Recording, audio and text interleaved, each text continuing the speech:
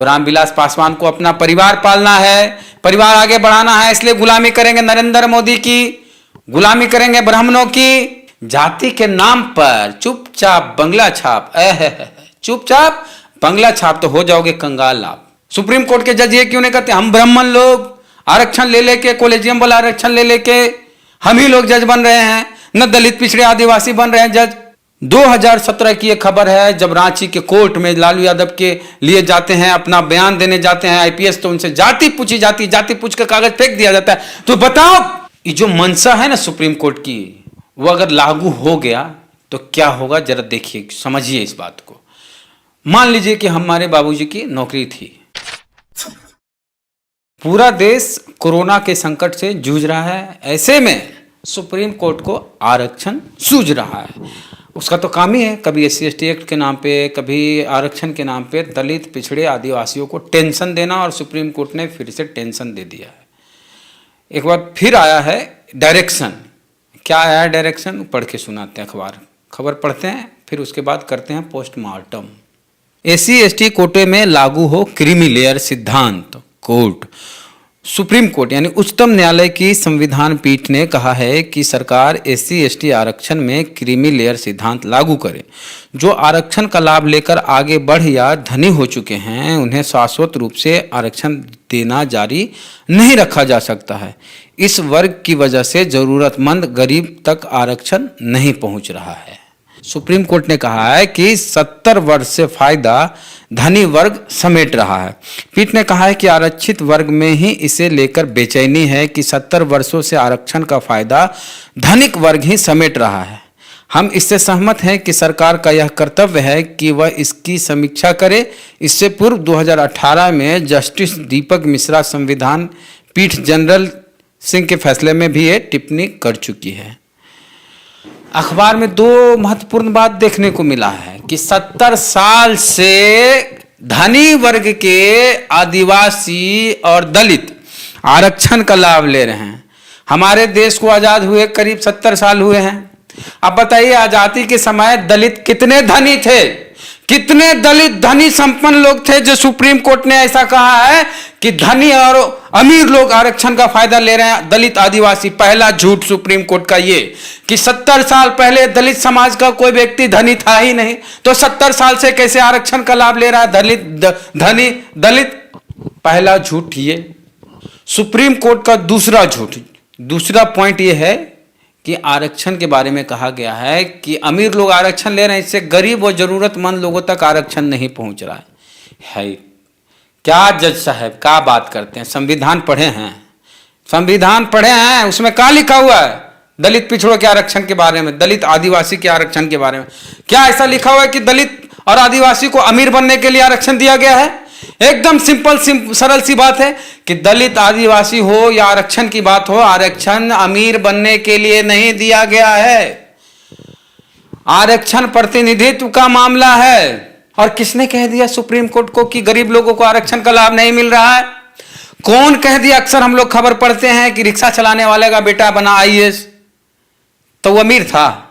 और कौन कह दिया कि आईएएस का बेटा आईएएस बन रहा है दलित समाज में? कई उदाहरण है। आंकड़ा कहां से आया सुप्रीम कोर्ट के पास? तीसरा पॉइंट है कि इसे लेकर आरक्षित वर्ग में ही बेचैनी है।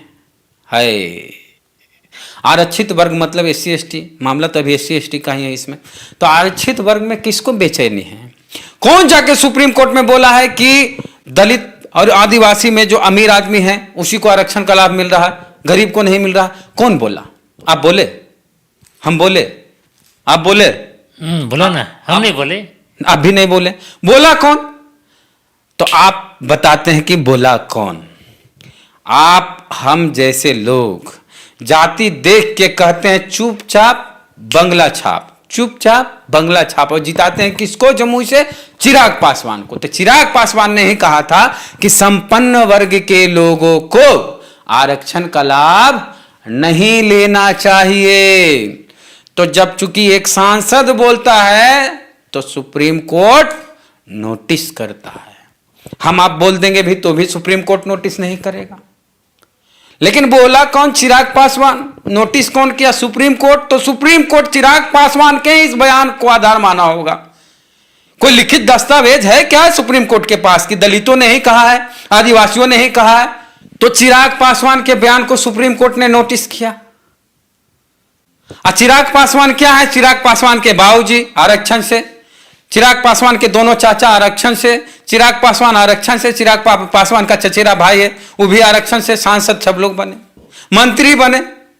तो पूरे देश में सबसे संपन्न दलित कौन? पूरे देश में सबसे दलित संपन्न कौन? रामविलास पासवान। उसका आरक्षण मिलते रहेगा, चिराग को आरक्षण मिलते रहेगा, राजनीति में आरक्षण मिलते रहेगा। आरक्षण किसको नहीं मिलेगा?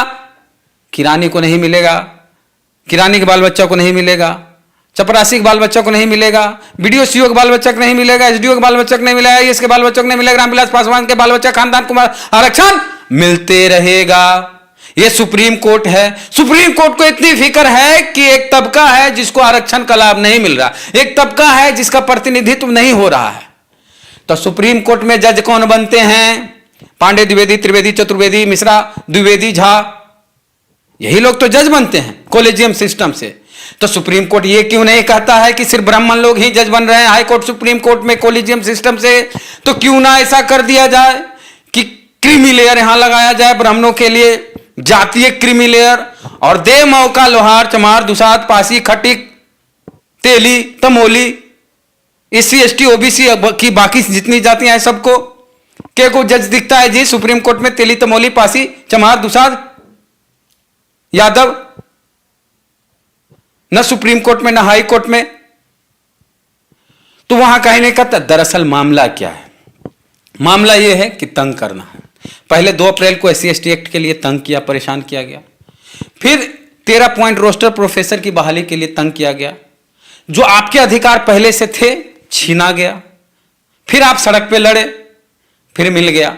मतलब आपके जो अधिकार हैं पहले से मिले हुए उसको छीनेंगे, फिर आप उसके लिए सड़क पे आंदोलन करेंगे, फिर आपको दे देंगे। मतलब आप निजी क्षेत्र में आरक्षण नहीं मांगिए, आपका जो है वही खत्म कर देंगे। भानु जी, कॉलेजियम सिस्टम पे पहले क्लियर स्टेप कीजिए।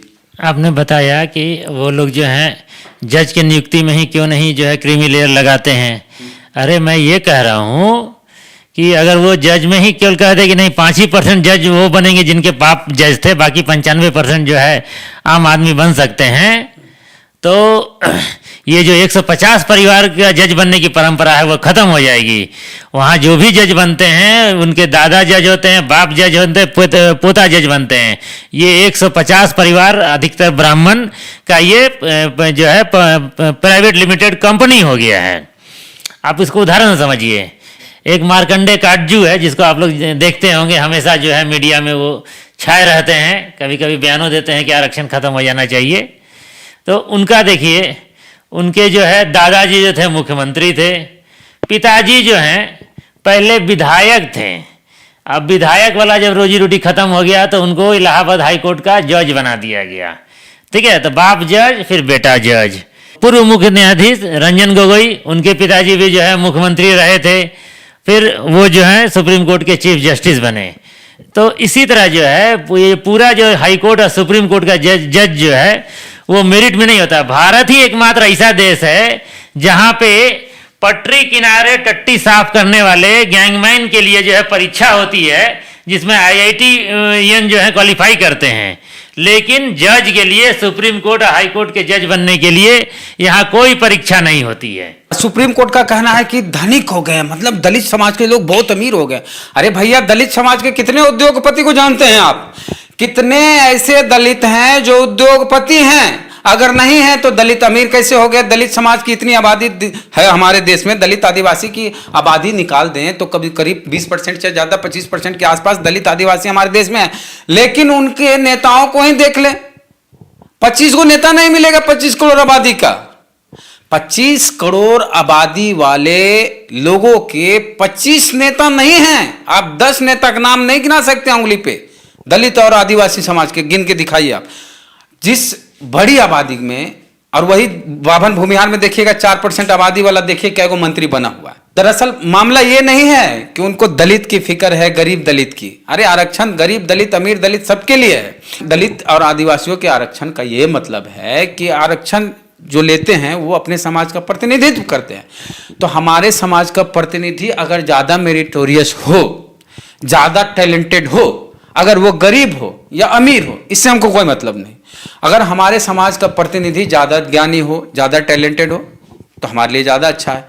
और गरीब हो कोई दिक्कत नहीं, अमीर हो कोई दिक्कत नहीं, इससे हमें कोई फर्क नहीं पड़ता। और एक चीज़ और बताते हैं, जो क्रीमी लेयर वाला मामला है ना, इसमें कहेगा कि नौकरी वाला के बाल बच्चा को नौकरी नहीं लगेगी। अब आपको हम बताते हैं, ये जो मंशा है ना सुप्रीम कोर्ट की, वो अगर लागू हो गया तो क्या होगा, जरा देखिए, समझिए इस बात को। मान लीजिए कि हमारे बाबूजी की नौकरी थी और हम कहीं इंटरव्यू देने गए, चूंकि नौकरी थी और क्रीमी लेयर लागू हो गया तो हमको आरक्षण का लाभ नहीं मिलेगा, एससी कैटेगरी में हम भर ही नहीं सकते, तो जनरल में हम भरेंगे। इंटरव्यू में गए हम, इंटरव्यू में देखा मेरा कि वेद प्रकाश के साथ कोई जातीय सरनेम लगा है, चौधरी लगा है, पासी का सरनेम चौधरी, या जाटव लगा है, वाल्मीकि लगा है, कोई सरनेम लगा हुआ, मेरे साथ दास, रविदास, कुछ लगा हुआ है। और उसी इंटरव्यू में एगो मिश्रा, द्विवेदी, चतुर्वेदी, त्रिवेदी, पांडे, झा, ये पहुंचा हुआ है। आप बताइए, इंटरव्यू लेने वाला हमको सेलेक्ट करेगा कि उसको सेलेक्ट करेगा? मेरे में लाख टैलेंट हो, कहेगा अरे ये सब के तो अलग से है, ये है आरक्षण, यहों घुसपैठ कर रहा है।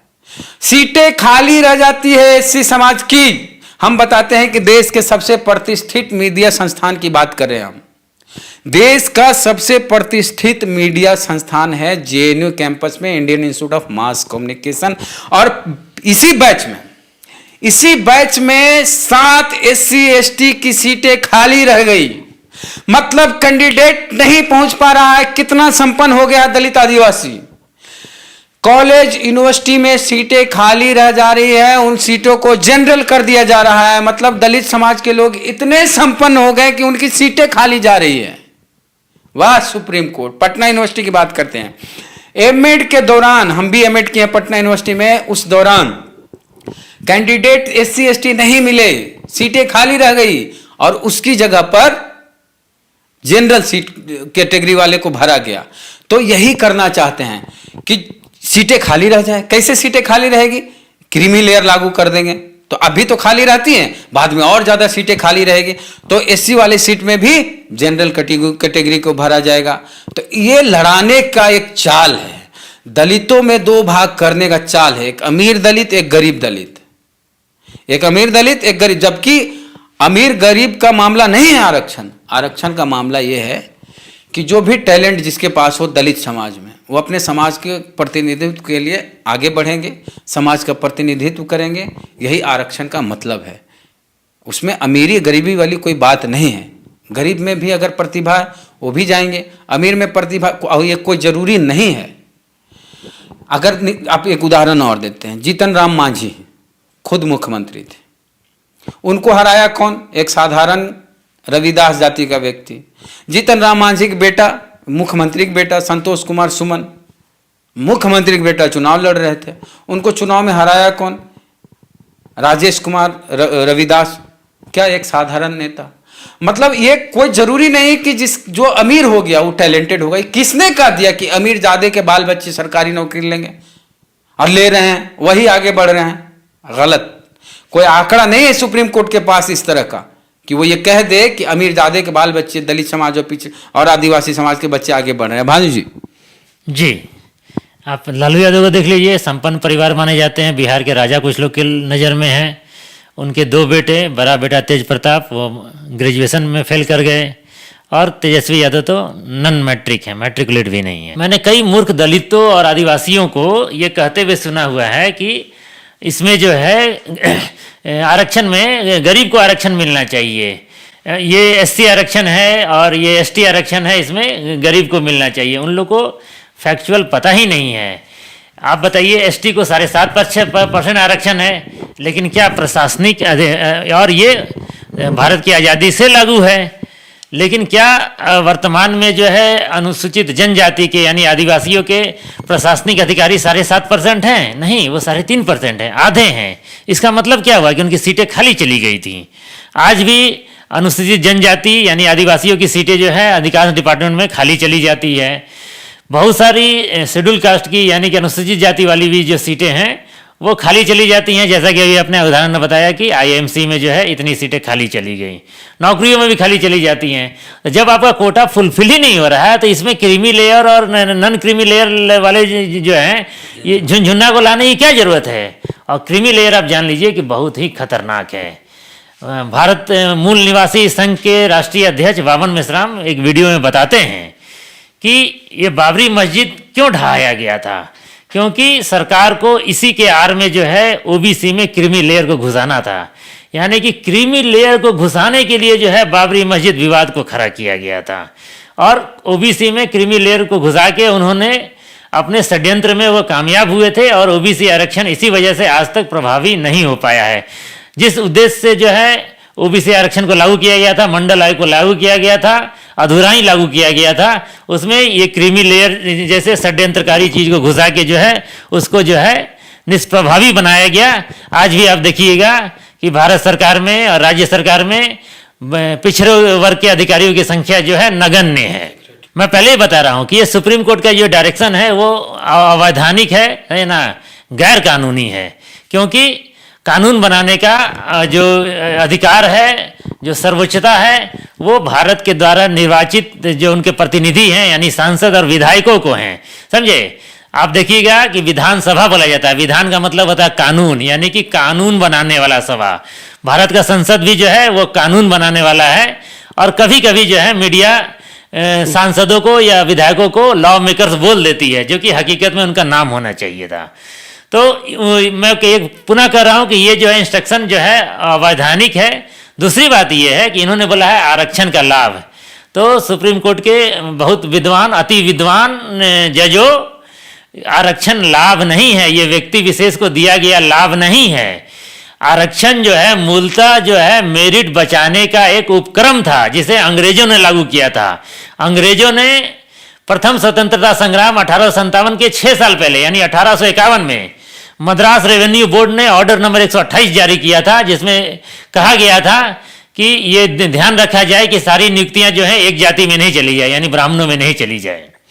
और 1920 में सारे दक्षिण भारत के राज्यों में 100% आरक्षण लागू किया गया था, जिसमें कि ब्राह्मणों को भी उनकी आबादी से 4 गुना ज़्यादा जो है 16% आरक्षण दिया गया था।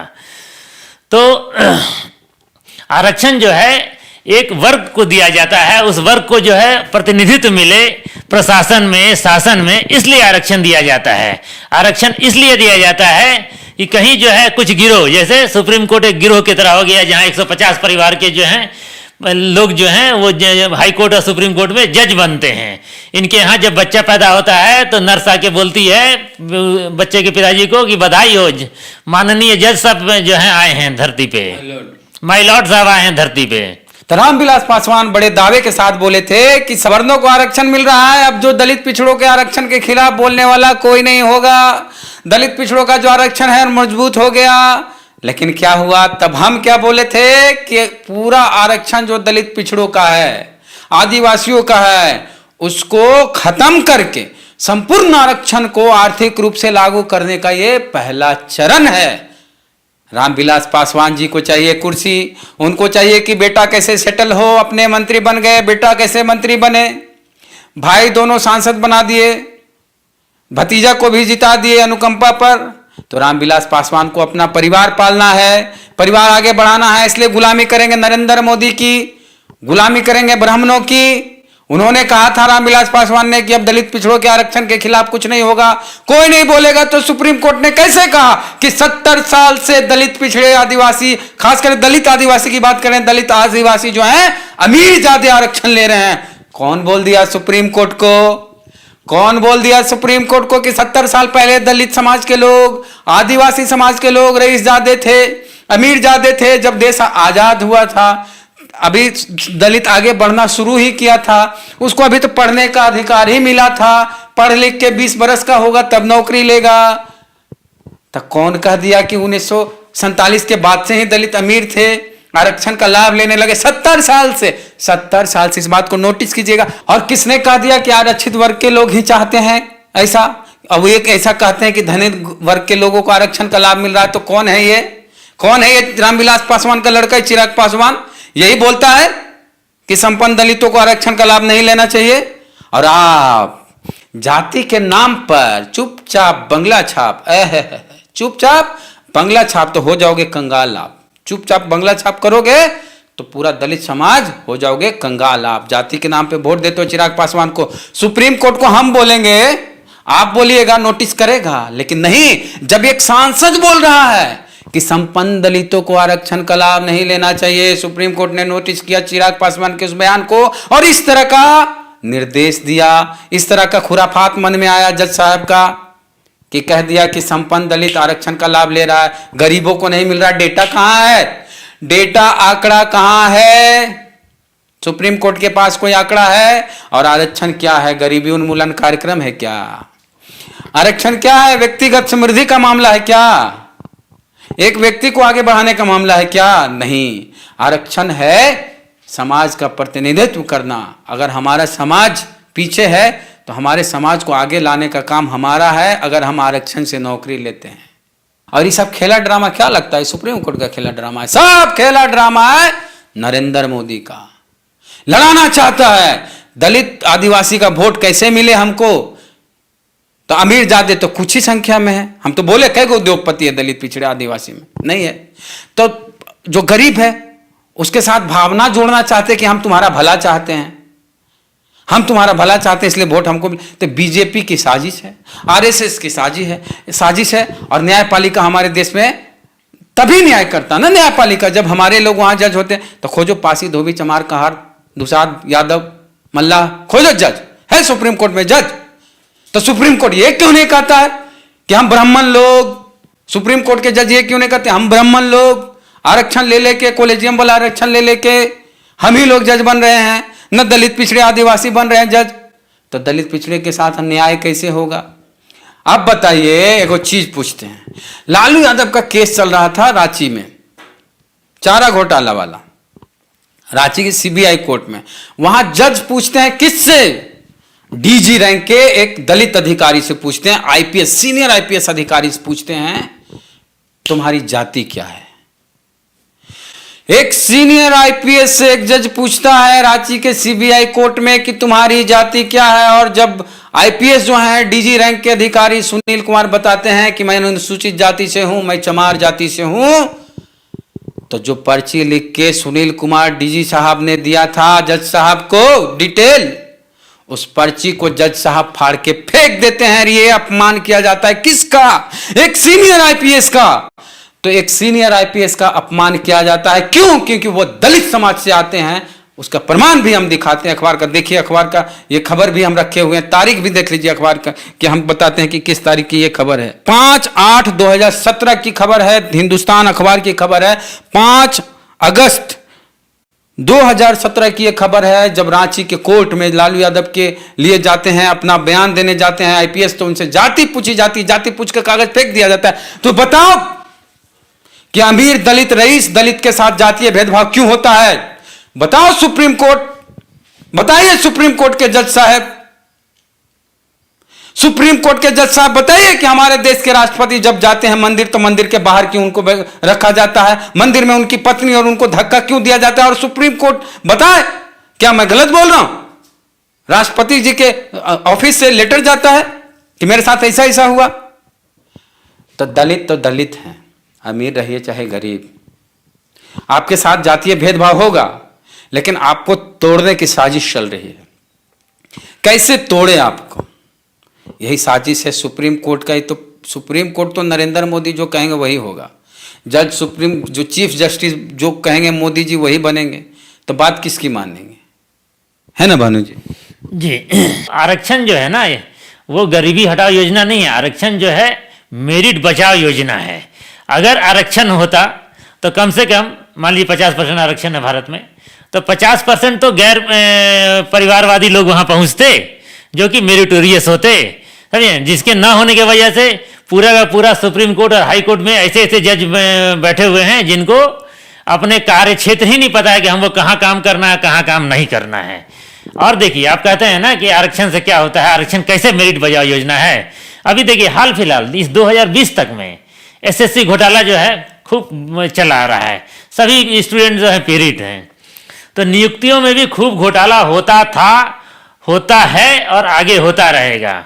आरक्षण के माध्यम से 50% आरक्षण है तो उसमें जो लोग चुने जाते हैं वो उनके पास जो है वो पैसा और पहुंच नहीं होता है कि वो घोटाला कर सकें, तो वो लोग मेरिट वाले चुने जाते हैं। अदरवाइज जनरल कैटेगरी में विभिन्न घोटालों की वजह से हमेशा से ही नॉन मेरिटोरियस लोग हैं।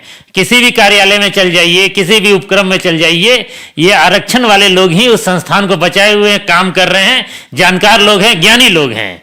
अदरवाइज बहुत सारा उदाहरण है। बिहार में एक डीजी रैंक के अधिकारी हैं अरविंद पांडे, उनके पिताजी भी जो हैं आईपीएस थे, बेटा भी आईपीएस। एक बिहार में डीजीपी थे अभयानंद, जो उपद्रवी भूमिहार उपद्रवी को फोटो खींचते थे, उनके पिताजी भी आईपीएस थे, वो भी डीजीपी रह चुके थे। तो हकीकत में जो जनरल सीट है वो एक तरह से कॉलेजियम की तरह परफॉर्म करता है, और आरक्षण नहीं होता तो 100% जो है वो सभी संस्थान जो है, सारे डिपार्टमेंट जो है कुछ परिवार की जो है ये बन जाती, क्या कहते हैं, मिल्कियत बन जाती। और बाकी सभी लोग जो हैं यादव, मुसहर, अनुसूचित जाति, कहार, हेन तेन सब जो है अपना पुश्तैनी पे पैसा, गाय पालना, सब्जी उगाना, डोली ढोना, यही सब काम करते रहते। तो उन लोग को मौका मिला, ये क्या कहा जाता है, कैचमेंट एरिया, टैलेंट का कैचमेंट एरिया। आरक्षण की वजह से क्या होता है कि विभिन्न षड्यंत्रों के चलते जिन लोगों को जो है कैचमेंट एरिया से हटा दिया गया था, जिनको मौका नहीं दिया गया था, उनको उनके मेरिट को मौका दिखाने का अवसर मिलता है। जब वो अवसर मिलता है तो वो अपना मेरिट दिखाते हैं और अंतोगत्वा जो है भारत के जीडीपी में बहुत महत्वपूर्ण योगदान करते हैं। आज से आज़ादी के पहले एक साइमन कमीशन आया था, उसका विरोध जो है बहुत चर्चित है, क्योंकि वो इतिहास की किताब में उसके विरोध के बारे में बहुत सारा लिखा गया है, बहुत कहानियां हैं, बहुत किस्से हैं, उसमें किसी के मरने की भी खबर है वगैरह वगैरह। लेकिन क्या आप जानते हैं कि हमने साइमन कमीशन का विरोध क्यों किया था? 70-80 साल हो गए। क्यों किया था? क्योंकि साइमन कमीशन में एक भी भारतीय नहीं था। तो उस वक्त के लोगों ने कहा था कि जब इसमें एक भी भारतीय नहीं है तो वो भारत के बारे में कैसे वो सही ढंग से समझ पाएगा, उसके बारे में जो है फैसला दे पाएगा। लेकिन हम आज से 80 साल हो गया, ठीक है ना, 80 साल पहले साक्षरता दर 2% थी, आज जो है 70% से ज़्यादा हो गई। हमारे पास इंटरनेट है, तमाम किताब है, लाइब्रेरी है, संसाधन है, तेन है, सोशल मीडिया है।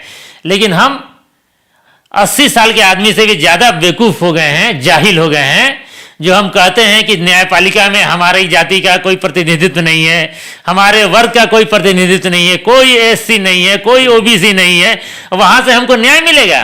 कितना बढ़िया न्याय मिल रहा है लालू यादव को, देख ही लीजिएगा, देख ही रहे हैं, समझे। तो हम दोषी हैं, समझे ना, ठीक है, नहीं मिलेगा वहाँ न्याय। लेकिन कम से कम ये मूर्खता तो नहीं कहें कि जहाँ पर हमारे आदमी नहीं है, हमारे लोगों को संख्यानुपाती प्रतिनिधित्व नहीं है, उस न्यायपालिका से हमें न्याय मिलेगा। ऐसी मूर्खतापूर्ण बातें ना करें हम लोग। आरक्षण का मतलब ये नहीं है कि अगर आरक्षण है दलित, पिछड़े और आदिवासियों का तो सभी दलित, पिछड़े या आदिवासी को नौकरी लग जाती है। लेकिन एक उम्मीद होती है कि आरक्षण है तो हम भी कोई नौकरी कर सकते हैं, आरक्षण है तो हम चपरासी बन सकते हैं, आरक्षण तो है तो हम किरानी बन सकते हैं, आरक्षण है तो हम आईएएस बन सकते हैं, आरक्षण है तो हम डॉक्टर बन सकते हैं, कुछ भी कर सकते हैं। एक उम्मीद होती है, चाहे नौकरी करने वाला का बेटा हो दलित समाज का, आदिवासी समाज का या पिछड़े समाज का। लेकिन अगर क्रीमी लेयर जैसा इस तरह का आएगा तो उम्मीद खत्म हो जाएगी, बढ़िया अच्छी अच्छी जो प्रतिभा खत्म हो जाएगी। और सुप्रीम कोर्ट को इतनी फिक्र है डाइवर्सिटी की कि हर समाज के लोगों का प्रतिनिधित्व हर जगह हो, गरीब का प्रतिनिधित्व हो, तो मंदिर में 2 आरक्षण दलित, पिछड़े, आदिवासियों को। मंदिर में 70 साल से पुजारी बनेगा ब्राह्मण, सुप्रीम कोर्ट कुछ नहीं बोलेगा, क्योंकि सुप्रीम कोर्ट के जज लोग ब्राह्मण जाति से होते हैं। अपने जाति का तो बड़ा ख्याल रखते हैं सुप्रीम कोर्ट के जज साहब। कॉलेजियम सिस्टम क्या है पता है? कोई परीक्षा नहीं, कोई एग्जाम नहीं। सुप्रीम कोर्ट और हाई कोर्ट के जज जिसे चाहेंगे उसे जज बना देंगे, कोई एग्जाम नहीं। काहे? इस सिस्टम को खत्म करो खत्म। दलित का भला कहां है दलित खुद जानते हैं। और देखिए, ये बदनाम किया जाता है कि आरक्षण मिल रहा है दलितों को, ओबीसी को आरक्षण का फायदा मिल रहा है, लेकिन हकीकत में आरक्षण जो है और लिखित तौर पर किसको मिला हुआ है? आरक्षण और लिखित तौर पे ब्राह्मणों ने लेके रखा है।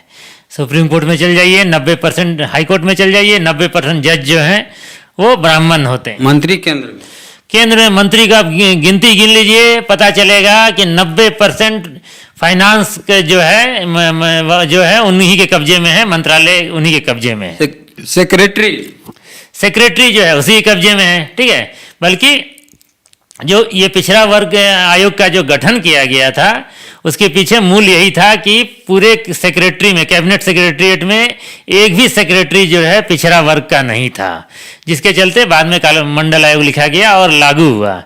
बल्कि ये कहिए कि आज से 104 साल पहले 1916 में एक भारत में जस्टिस पार्टी का गठन हुआ था दक्षिण भारत में, और वो पार्टी जो है सिर्फ एक सूत्रीय कार्यक्रम पर जो है स्थापित हुई थी।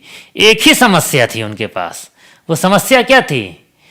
Disproportionate representation of Brahmins in government, यानी कि ब्राह्मणों का गैर आनुपातिक प्रतिनिधित्व। उस समय जो है दक्षिण भारत में 3% ब्राह्मण जो है 80% से ज़्यादा पदों पे काबिज थे, जिसके चलते अन्य आबादी को मौका नहीं मिल पाता था। और इसके लिए उन्होंने बाकायदा पार्टी का गठन किया, चुनाव लड़े, चुनाव जीती, और उन्होंने पलट के जो है ब्राह्मणों को जो है 16% की सीलिंग लगा दी कि अब 16% से ज़्यादा आप पाँव नहीं पसार सकते हैं। ठीक है, आपको तो 3% ही मिलना चाहिए था, लेकिन ये व्यवहारिक नहीं होगा, तो 16% की सीलिंग लगा दी गई, यानी 100% जो आरक्षण लागू किया गया। सभी वर्ग को कमोबेश जो है उनकी जनसंख्या के आधार पर आरक्षण दिया गया। तो हम बोल देते हैं आपको कि चुपचाप बंगला छाप के नाम पर, जाति के नाम पर ऐसे लोगों को वोट नहीं दीजिए जिसके बयान के चलते आपका आरक्षण ही खतरे में चल जाए, आपकी सामाजिक एकता खतरे में चल जाए। गरीब अमीर दलित के नाम पे दलित 2 टुकड़े में ऐसी तो इतने बटे हुए हैं, और कितने बटेंगे? होगा कुछ नहीं, लड़ जाएंगे आपस में।